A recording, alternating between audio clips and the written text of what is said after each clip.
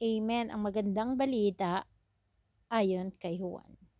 Kapitulo 13. Ang halimbawa ng paghuhugasan ng paa.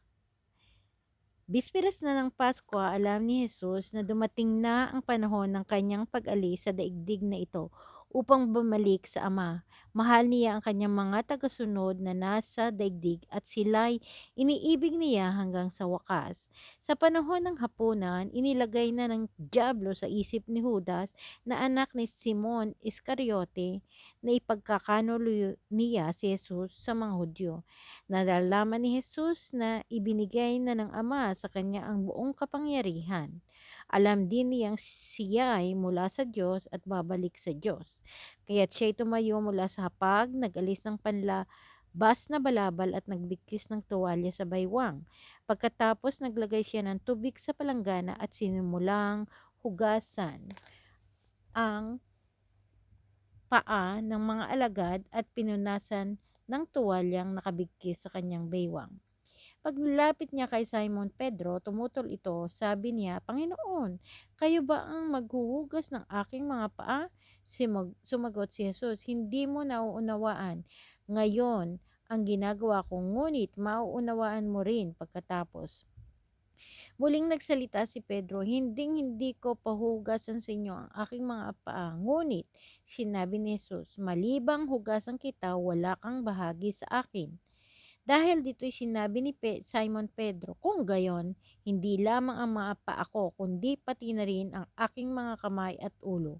Sumagot si Jesus, ang nakapaligo na ay hindi na kailangang hugasan pa, maliban sa kanyang mga paa sapagkat malinis na ang buo niyang katawan at kayo'y malinis na. Subalit hindi lahat, dahil kilala ni Jesus kung sino ang magkakanulo sa kanya. Sinabi niyang malinis na sila, subalit hindi lahat. Nang mahugasan na ni Jesus ang kanilang mga paa, muli niyang isinuot ang kanyang balabal at nagbalik sa hapag. Siya ay nangusap sa kanila, nauunawaan ba ninyo kung ano ang ginawa ko sa inyo? Akong Tinatawag ninyo akong guro at Panginoon, at tama kayo, sapagkat ako nga iyon. Dahil akong Panginoon at guro ninyo at naghugas ng inyong mga paa. Dapat din ninyong gawin ito sa isa't isa.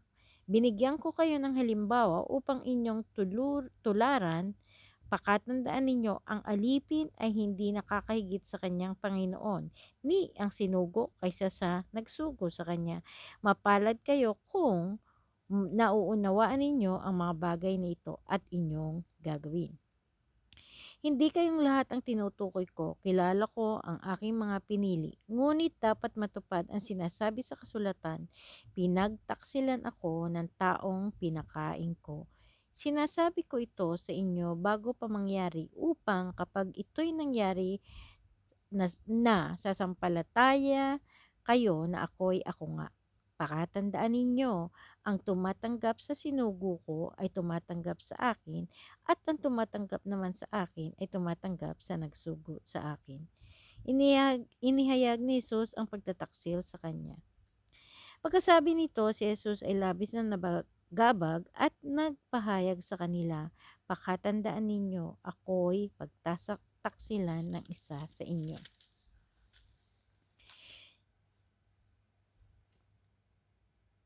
Nagsimulang magtinginan ang mga alagad sapagkat hindi nila alam kung sino ang kanyang tinutukoy. Subalit noon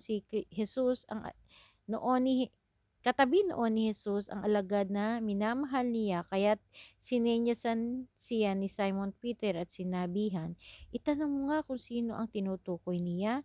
Humilig ang alagad na ito sa dibdib ni Jesus at nagtanong, Panginoon, sino po ba iyon? Siya ang taong aabutan ko ng tinapay na aking isinawsaw. Sagot ni Jesus. Nagsawsaw nga siya ng tinapay at binigay iyon kay Judas na anak ni Simon Iscariote.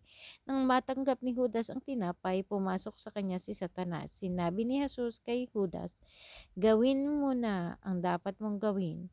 Walang sino man sa mga kasalo ni Jesus ang nakakaunawa kung bakit niya sinabi iyon. Dahil si Judas ay may hawak ng kanilang salapi, akala nila'y pinapabilis siya ni Jesus ng kakailanganin nila sa pagdiriwang o kaya'y pinabibigyan niya ng limos ang mga dukha. Nang makakain na si Judas ng tinapay, kaagad itong umalis. Noon ay gabi na. Ang bagong utos. Pagkaalis ni Judas ay sinabi ni Jesus, "Ngayon, mahahayag na ang karangalan ng Anak ng Tao at sa pamamagitan niya ay mahahayag ding ang karangalan ng Diyos. At kapag nahayag na ang karangalan ng Diyos sa pamamagitan ng Anak ng Tao, ang Diyos naman ang maghahayag ng karangalan ng Anak. At ito'y gagawin niya agad. Mga anak, kaunting panahon na lamang ninyo akong makakasama, hahanapin ninyo, ngunit sinasabi ko sa inyo ngayon, ang sinasabi ko noon sa mga Hudyo, hindi kayo makakapunta sa pupuntahan ko. Isang bagong utos ang binibigay ko sa inyo ngayon, mag-ibigan kayo kung paano ko kayo inibig. Gayon din naman, mag-ibigan kayo kung kayo'y mag-iibigan, makikilala ng lahat na kayo'y mga alagad ko. Inihayag ni Jesus ang pagkakaila ni Pedro. Saan po kayo pupunta, Panginoon? Tanong ni Simon Peter. Sumagot si Jesus, sa pupuntahan ko hindi ka makakasunod ngayon, ngunit susunod ka pagkatapos. Sumagot si Pedro, bakit po hindi ako makakasunod sa inyo ngayon? Buhay ko iaalay ko para sa inyo. Sumagot si Jesus, iaalay mo ang iyong buhay dahil sa akin? Pakatandaan mo, bago tumilao kang manok, 3 beses mo akong ikakaila. Amen.